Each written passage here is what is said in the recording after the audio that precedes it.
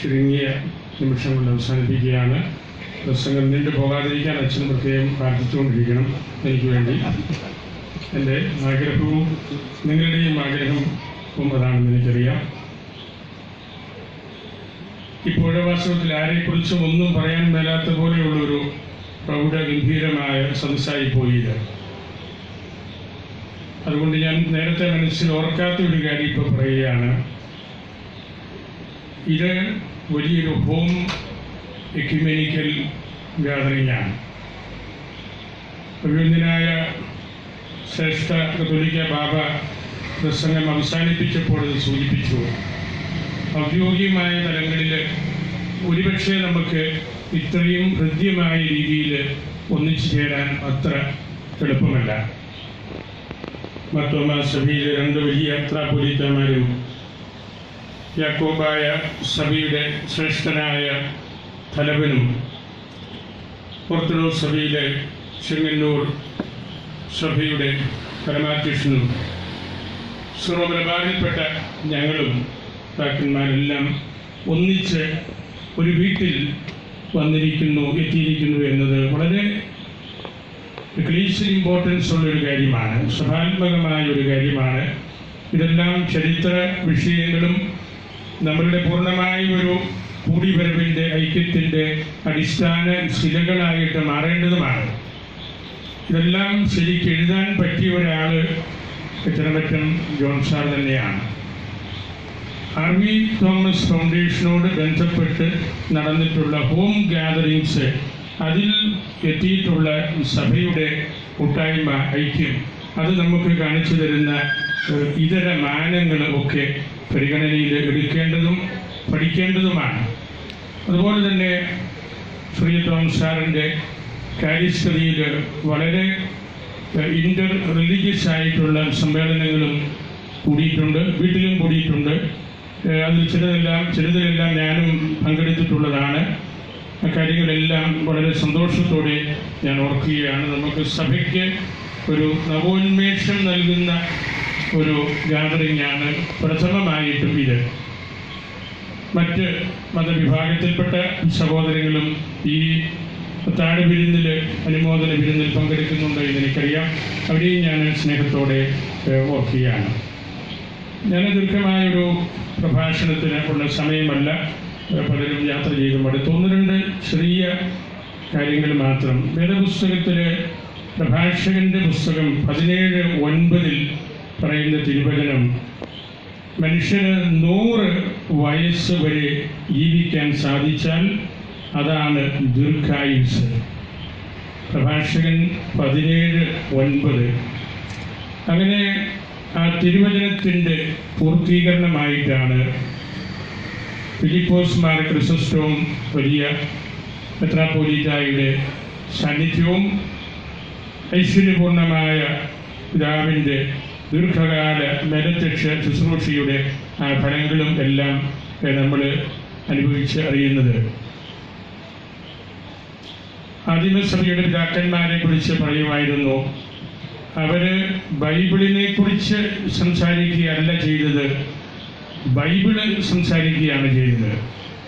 ഏതെങ്കിലും ഒരു പ്രത്യേക തീമെടുത്ത് അല്ലെങ്കിൽ ഒരു തിരുവചനം എടുത്ത് പഠിപ്പിക്കുകയല്ല, ബൈബിളും മുഴുവനും. അവർക്ക് അതിനപ്പുറത്തേക്ക് ഒന്നും ചിന്തിക്കാനും പറയാനും ഇല്ലായിരുന്നു.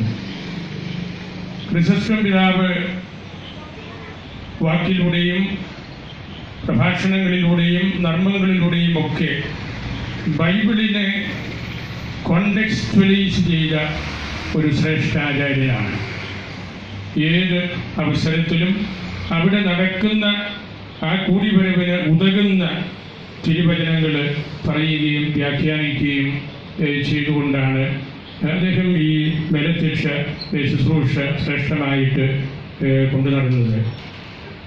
ആദിമസഭയിലെ ക്രിസോസ്റ്റോം പിതാവിൻ്റെ, ജോൺ ക്രിസോസ്റ്റോമിൻ്റെ ഖ്യാതി കേട്ട ഒരു വാക്യം ഇതാണ്: പള്ളിയുടെ വാതിൽക്കൽ കിടക്കുന്ന ഒരു യാചകനിൽ നിനക്ക് ഈശോയെ കാണാൻ പറ്റുന്നില്ലെങ്കിൽ അപ്പത്തിലും കസായിലെ രക്തത്തിലും നിനക്ക് ഈശോയെ കാണാൻ പറ്റില്ല. വളരെ അർത്ഥസാന്ദ്രതയുള്ള ഒരു വാക്യമാണ്. ഒരു യാചകനിൽ ഈശോയെ കാണാൻ പറ്റാത്തവന് തിരുവോസ്തിയിലും കാസായിലും അത് കാണാൻ പറ്റുകയില്ല. അതൊരു ശാശ്വതമായ ടീച്ചിങ്ങാണ്. ഇന്നും നമ്മൾ ഒന്നിച്ചു ചേരുന്ന അവസരങ്ങളിലെല്ലാം നമ്മളുടെ പരിഗണനയിൽ പ്രത്യേകമായിട്ട് നമ്മൾ കാത്ത് സൂക്ഷിക്കുന്ന അല്ലെങ്കിൽ പരമാവധി നമ്മൾ ശ്രദ്ധിക്കുന്ന ഒരു മാനം ഇതുതന്നെയാണ്. നമ്മളുടെ ഏതു കൂടിവരവിലും അതിനെ അർത്ഥവത്താക്കുന്നത് ഗാന്ധിജി പറഞ്ഞതുപോലെ അത് നമ്മളുടെ അയൽപക്കത്തുള്ള നമ്മളുമായിട്ട് ബന്ധപ്പെട്ടിട്ടുള്ള ഏറ്റവും പാവപ്പെട്ടവർക്ക് അത് ഉപകാരപ്പെടുന്നുണ്ടെങ്കിൽ നമ്മളുടെ കൂടിവരവ് സത്യസന്ധമാണ്, അർത്ഥവത്താണ്.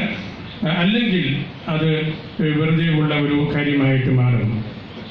RV തോമസ് ഫൗണ്ടേഷനുമായിട്ട് ബന്ധപ്പെട്ട ഗ്യാതറിങ്സിലെല്ലാം ബഹുമാനപ്പെട്ട ശ്രീ തോമസ് സാറ് ആ ഒരു വലിയ മാനം കൂടി എപ്പോഴും പരിഗണനയിൽ എടുക്കുകയും അത് ഇത്തരം ഗ്യാതറിങ്സിൻ്റെ ഒരു അനിമേറ്റിംഗ് ഫാക്ടറായിട്ട് അദ്ദേഹം കരുതുന്നതുകൊണ്ടാണ് പലപ്പോഴും ഇങ്ങനെയുള്ള സമ്മേളനങ്ങളിൽ ധാരാളം ആളുകൾക്ക് വന്ന് ചേരാനായിട്ട് പറ്റുന്നതും.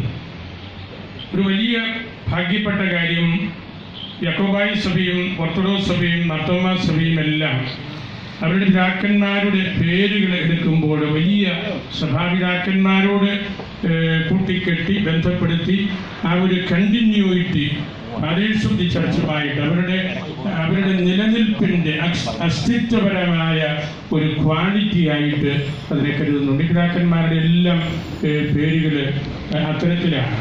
അത് സഭയോടും ശ്രീകന്മാരോടും പരിശുദ്ധ പിതാക്കന്മാരോടുമുള്ള ഈ സഭയുടെ നൈയാമികവും ദൈവശാസ്ത്രപരവുമായ അർത്ഥം കാണിക്കുന്നതിന് വേണ്ടിയാണ്. ജോൺ ക്രിസോസ്റ്റം പിതാവ് തന്നെ മറ്റൊരവസരത്തിൽ പ്രസംഗിച്ചു, വിശുദ്ധരുടെ പേരുകൾ നിങ്ങളുടെ കുട്ടികൾക്ക് കൊടുക്കണം. അങ്ങനെ നമ്മളുടെ വീടുകൾ വിശുദ്ധന്മാരുടെ പേരുകൾ കൊണ്ട് നിറയട്ടെ. എന്നിട്ട് അദ്ദേഹം പറയുകയാണ്, കുട്ടികൾക്ക് വേണ്ടി മാത്രമല്ല അവരുടെ അപ്പന്മാര് വിചാരിക്കണം, ഞാൻ സോളമൻ്റെ അപ്പനാണ്, ഞാൻ പത്രോസിൻ്റെ അപ്പനാണ്, ഞാൻ യാക്കോബിൻ്റെ അപ്പനാണ് എന്ന് മാതാപിതാക്കൾക്ക് കൂടുതൽ ഇൻസൈറ്റ്സ് കിട്ടാൻ വേണ്ടിയാണ്. ഒരു പേര് നമ്മൾ ഒരു കുഞ്ഞിന് കൊടുക്കുമ്പോൾ ആ കുഞ്ഞിൻ്റെ അപ്പന് ഉണ്ടാകേണ്ട ഒരു വലിയ ബന്ധം, വലിയൊരു പൈതൃകവുമായിട്ടുള്ള ആ ബന്ധം, അത്തരത്തിലുള്ള ബന്ധങ്ങളാണ് ഈ വലിയ ശ്രേഷ്ഠാചാര്യന്മാരായിട്ടുള്ള പിതാക്കന്മാർ അവരുടെ പേരിലൂടെയും അവരുടെ പ്രവർത്തനങ്ങളിലൂടെയും എല്ലാം നമുക്ക് കാണിച്ചു തരുന്നത്. അതൊരിക്കലും മുറിഞ്ഞു പോകാൻ പാടില്ലാത്ത ഒരു ബന്ധമാണ്. അവർ ശിരസിൽ വഹിച്ചിരിക്കുന്ന 4 തലവന്മാരുടെയും ശിരസിൽ മസനബ്സ 12 സ്ലീഹന്മാരിലേക്കുള്ള ഒരു വിരൽ ചൂണ്ടലാണ്. 2 മാസം മുമ്പ് ഇംഗ്ലണ്ടിൽ നിന്ന് പ്രസിദ്ധീകരിച്ച ഒരു വീക്കിലിയാണ്, ടാബ്ലറ്റ് എന്ന പേരോടുകൂടി ഒരു തിയോളജി മാസികയാണ്. അതിൻ്റെ കവർ പേജിൽ പരിശുദ്ധ ഫ്രാൻസിസ് പിതാവിൻ്റെ പടവും പിതാവിൻ്റെ ശിരസിൽ ഇതുപോലെ ഒരു മസനബ്സായി കൊടുത്തിട്ട് 12 പേരുകൾ എഴുതി വെച്ചു. Family, love, suburbs, going to the extremes, അങ്ങനെയുള്ള പരിശുദ്ധ പിതാവിൻ്റെ പ്രധാനപ്പെട്ട ക്യാപ്ഷൻസ് എല്ലാം ആ ചിത്രകാരൻ ആ തലയിൽ ഈ മസനബ്സായിൽ എഴുതി വെച്ചിരിക്കുകയാണ്. കാരണം പിതാവിൻ്റെ തലയ്ക്കകത്തുള്ള 12 ഓറിയൻറ്റേഷൻസ് ആണ് ആ ടാബ്ലറ്റ് വീക്കിലി പുറത്തു കൊണ്ടുവരാൻ പരിശ്രമിച്ചത്. നമ്മുടെ ഈ വലിയ പിതാക്കന്മാർ അവരുടെ പരിശുദ്ധ ശ്രീകന്മാരോടുള്ള ബന്ധവും പരിശുദ്ധ സഭയോടുള്ള അടുപ്പവും എല്ലാം എടുത്ത് കാണിക്കാൻ വേണ്ടിയാണ് ഈ തരത്തിലുള്ള തിരുവസ്ത്ര രീതികളൊക്കെ ചെയ്യുന്നത്. ഏറ്റവും പ്രിയങ്കരനായ കത്തോലിക്ക ബാബ തോമസ് പ്രഥമൻ പിതാവ് വലിയ ലിറ്റർജിസ്റ്റാണ്, സഭയുടെ ട്രഡീഷൻ്റെ ഒരു കാവൽക്കാരനാണ്, ഒപ്പം ആധുനിക ലോകത്തോട് സംസാരിക്കുന്ന ഒരു വ്യക്തിയാണ്. അദ്ദേഹത്തിൻ്റെ ആരാധനാക്രമ സെലിബ്രേഷൻസ് ചാനലുകളിൽ മിക്കപ്പോഴും കാണാം. വളരെ ആഘോഷമായ കുർബാന അർപ്പണ രീതികൾ, ഓരോ അവസരത്തിലും അദ്ദേഹം പരിശുദ്ധ സീക്രട്ട് ട്രഡീഷൻ കാത്ത് സൂക്ഷിക്കുന്നതിൽ പുലർത്തുന്ന പ്രത്യേകത ഒക്കെ ലോകത്തോട് എടുത്ത് കാണിക്കുന്ന കാര്യമാണ്. അതുപോലെ ഇപ്പോഴത്തെ പത്തോമ സഭയുടെ തലവനായിരിക്കുന്ന ഡോക്ടർ ജോസഫ് പത്തോമ വലിയ മെത്രാപ്പോലീത്തായും അദ്ദേഹത്തെ ശ്രീ തോമസ് സാർ ഇവിടെ വിശേഷിപ്പിച്ചു നിർഭയനായ മനുഷ്യൻ. എല്ലാ അർത്ഥത്തിലും അതാണ്. അദ്ദേഹം സംസാരിക്കുമ്പോഴും പെരുമാറുമ്പോഴും തമാശ പറയുമ്പോഴും എല്ലാം അത്തരത്തിലുള്ള ഒരു വ്യക്തിത്വമാണ് അദ്ദേഹം നമുക്ക് നൽകുന്നത്. പണ്ഡിതനാണ്, സഭാചരിത്രം നല്ലതുപോലെ അറിയാവുന്നവനാണ്. അതുപോലെ ഓർത്തഡോക്സ് സഭയുടെ ചെങ്ങന്നൂർ ഭദ്രാസനത്തിൻ്റെ പിതാവും വലിയ എഡ്യൂക്കേഷനിസ്റ്റാണ്. ഈ സമൂഹത്തെ പഠിപ്പിച്ച് വിശുദ്ധീകരിച്ചുകൊണ്ടിരിക്കുന്ന വ്യക്തികളാണ്. സമയപരിമിതി മൂലം ഞാൻ എൻ്റെ വാക്കുകൾ ചുരുക്കാൻ പരിശ്രമിക്കുകയാണ്. ഇന്ന് ശ്രീ തോമസ് സാറിൻ്റെ, പ്രത്യേകിച്ച് RV തോമസിൻ്റെ സാറിൻ്റെ ഈ തറവാട്ടിൽ ഇതുപോലുള്ള ഒരു സംഗമം നടത്തുമ്പോൾ നമുക്ക് വലിയ ആനന്ദവും സന്തോഷവും അത് നൽകുന്നുണ്ട്. സംശുദ്ധ രാഷ്ട്രീയത്തിൻ്റെ ഉടമയും ഉടമസ്ഥനുമായ ഒരു വലിയ നേതാവായിരുന്നു RV തോമസ് സാറ്. ഒപ്പം ക്രിസ്തീയ പൈതൃകത്തിൻ്റെയും ഒരു നൂതനമായ മാനവികതയുടെയും അന്തസത്ത അദ്ദേഹം കാത്തു സൂക്ഷിച്ചു.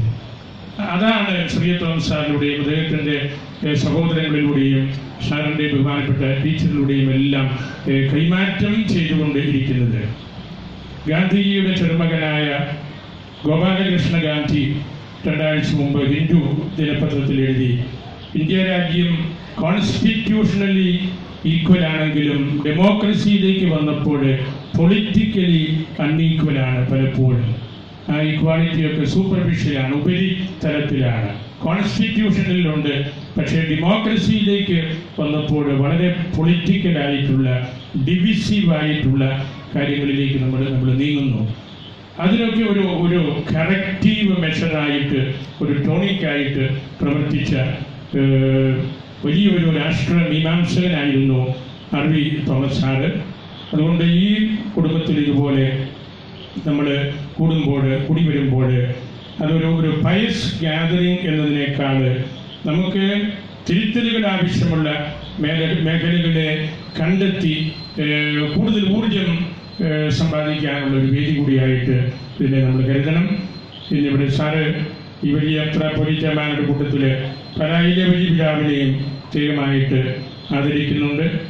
ഞങ്ങൾ യുവതാ കേന്ദ്രത്തിൽ ഒരു ചെറിയ ആഘോഷം സെലിബ്രേഷൻ കഴിഞ്ഞിട്ടാണ്. ഞാൻ അതിലേക്കൊന്നും പ്രവേശിക്കുന്ന ഒരു വാക്ക് മാത്രമേ പറയാനുള്ളൂ. ഞങ്ങൾ എല്ലാവരും വെട്ടിയെടുക്കപ്പെട്ട പാറയാണ് അഭിനന്ദനായ പുള്ളിക്കാപ്പറമ്പിൽ പിതാവ്. ഞങ്ങളുടെ അസ്തിത്വവും ഞങ്ങളുടെ ഐഡൻറ്റിറ്റിയും പലായുടെ വിശുദ്ധമായ പൈതൃകവും സാംസ്കാരിക പൈതൃകവും ഒക്കെ ഈ ശിലയിന്മേലാണ് ഞങ്ങൾ കണ്ടിട്ടുള്ളതും മനസ്സിലാക്കിയിട്ടുള്ളതും അനുഭവിച്ചറിഞ്ഞിട്ടുള്ളതും. അതുപോലെ പ്രിയങ്കരനായ KT തോമസ് സാറ് വളരെ പ്രാഗൽഭ്യം തെളിയിച്ച വ്യക്തിയാണ്. അദ്ദേഹം ജൂറിസ് പ്രൂഡൻസ്, നിയമത്തെ പ്രൂഡൻഷ്യലായിട്ട് കൈകാര്യം ചെയ്യാൻ പഠിച്ച വ്യക്തിയാണ്. ആ നിയമസംഹിതയുടെ പേര് തന്നെ ജൂറിസ് പ്രൂഡൻസ് എന്നാണ്. Prudential way of handling the laws. അതിന് അദ്ദേഹം ഇടപെട്ടിട്ടുള്ള വളരെ വലിയ ഇഷ്യൂസിൽ, മുല്ലപ്പെരിയാർ ഇഷ്യൂസിൽ പോലും അദ്ദേഹത്തിൻ്റെ തനിമ, വേറിട്ട് നിൽക്കുന്ന ഐഡൻറ്റിറ്റി കാണിച്ചു. എതിർപ്പൊക്കെ തോന്നി, നമുക്ക് ഒറ്റ വായനയ്ക്ക് എതിർപ്പ് തോന്നി കാണും. പക്ഷേ അവിടെ അദ്ദേഹം എടുത്തിയ നിലപാട്, അദ്ദേഹം നിയമസംഹിതയെ എങ്ങനെ കൈകാര്യം ചെയ്യുന്നു എന്നതിൻ്റെ വലിയൊരു തെളിവാണ്. അദ്ദേഹത്തിൻ്റെ ലേഖനങ്ങളും പ്രഭാഷണങ്ങളും ഞാൻ സൂക്ഷ്മതയോടുകൂടി സൃഷ്ടിക്കാറുള്ളതാണ്. വളരെ വിജ്ഞാനപ്രദവും ആത്മീയ പ്രാധാന്യവും ഉള്ള കാര്യമാണ് എന്ന് പ്രത്യേകമായിട്ട് ഞാൻ ഓർമ്മിക്കട്ടെ. അതുപോലെ പ്രിയങ്കരനായ KT ജോസഫ് സാറ് ഞങ്ങളുടെ പാസ്റ്ററൽ കൗൺസിലിൻ്റെ ചെയർപേഴ്സണായിരുന്നു.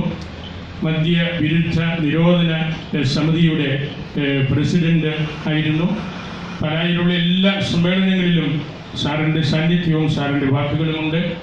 NG യൂണിവേഴ്സിറ്റിയുടെ പ്രഥമ VC എന്ന നിലയിൽ ആ യൂണിവേഴ്സിറ്റിയുടെ അകവും പുറവും നന്നായിട്ട് അറിയാവുന്ന ആളാണ്. നല്ല ഗ്രന്ഥകാരൻ, നല്ല ചരിത്രകാരൻ. അദ്ദേഹം എഴുതിയിട്ടുള്ള പുസ്തകങ്ങൾ ചരിത്രപരമായ മേഖലകളിലേക്ക്, നൂതനമായ വിദ്യാഭ്യാസ ചിന്തകളിലേക്കൊക്കെ വലിയ തുറവി നൽകുന്നതാണ്. ബഹുമാന്യനായ KT രവീന്ദ്രൻ സാറിനെയും ഞാൻ സ്നേഹാദരവോടെ ഇവിടെ ഓർക്കുകയാണ്. നമുക്കൊക്കെ പ്രിയപ്പെട്ടവനാണ് സഭാതാരം കൂടിയായ ജോൺ കച്ചിറമറ്റം സാറ്.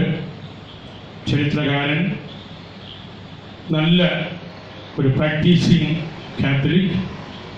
ഏത് അവസരത്തിലും ഒരു അൽമായൻ്റെ സ്വരം അത് സിംഹഗർജനമാണെന്ന് തെളിയിച്ചു കൊടുത്തിട്ടുള്ള വ്യക്തിയാണ്.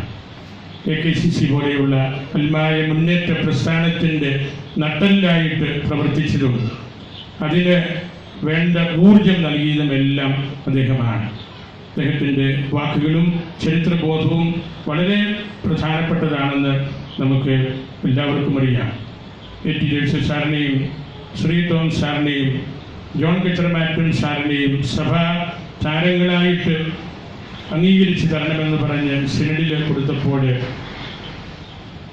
ഒരു അഭിപ്രായ വ്യത്യാസവും ആരും സിനഡിൽ പ്രകടിപ്പിക്കാതെ അത് അംഗീകരിച്ച് തരികയാണ് ചെയ്തത്. സാധാരണ അത്ര എളുപ്പമുള്ള കാര്യമല്ല.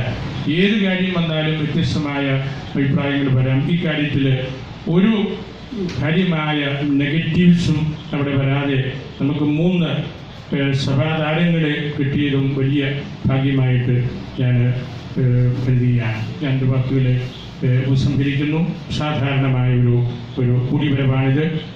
ശ്രീ ടോം സാറിൻ്റെ സാറിനെ സംബന്ധിച്ചതൊരു സാധാരണ സംഭവമാണ്. സാറിന് ഇതിനകത്ത് സാധാരണത്വം ഒന്നും തോന്നുന്നില്ല എന്ന് എനിക്കറിയാം. അസാധാരണത്വം ഉള്ളതായിട്ട് തോന്നുന്നത് ഞങ്ങൾക്കാണ്. ഇങ്ങനെയുള്ള ഹോം ഗാദറിങ്സ് വളരെ എഡ്യൂക്കേറ്റഡ് ആയിട്ടുള്ള അന്മാരും അച്ഛന്മാരും സാംസ്കാരിക നേതാക്കന്മാരും എല്ലാം ഉള്ളത്, നമ്മളുടെ വ്യത്യസ്ത സഭകളുടെ തലവന്മാർ ഒന്നിച്ചു കൂടുന്നത് അപൂർവമായിട്ട് ഇത്തരം സംഗമം സാധിക്കുകയുള്ളൂ. എനിക്ക് നന്നായിട്ടറിയാം. ഇതുപോലുള്ള ഗ്യാതറിങ്സിന് വേണ്ടി വർക്കി പിതാവും ഇപ്പോഴത്തെ നമ്മളുടെ മേജർ ആർച്ച് ബിഷപ്പും ഒക്കെ ഒരുപാട് പരിശ്രമിച്ചിട്ടുള്ളതാണ്. പക്ഷേ നമുക്ക് ചുരുക്കം ചില സാങ്കേതിക കാര്യങ്ങൾ കൊണ്ട് പറ്റാതെ പോകുന്നുണ്ട്. അതിനൊക്കെയുള്ള ഒരു ഊർജം നമ്മളുടെ കണ്ണുകൾ തുറക്കുവാനുള്ള ഒരു ടോണിക്കായിട്ട് ഈ ഗ്യാതറിങ്ങിനെ ഞാൻ കരുതിയാണ്. ശ്രീ ടോം സാറിൻ്റെ ദീർഘവീക്ഷണവും ഇങ്ങനെയുള്ള കാര്യങ്ങളിൽ വലിയൊരു ഐക്യ ഫോറമായിട്ട് RV തോമസ് ഫൗണ്ടേഷനെ മാറ്റിയെടുക്കുന്നതിനുള്ള എൻ്റെ വ്യക്തിപരമായ അപ്രീസിയേഷനും സാറിനെ പ്രത്യേകമായിട്ട് അറിയിച്ചുകൊണ്ട് നിങ്ങളെല്ലാവരുടെയും വിശുദ്ധ അൽഫോൻസാമയ്ക്ക് സമർപ്പിച്ച് പ്രാർത്ഥിച്ചുകൊണ്ട് എൻ്റെ വാക്കുകളെ ഉപസംഹരിക്കുന്നു.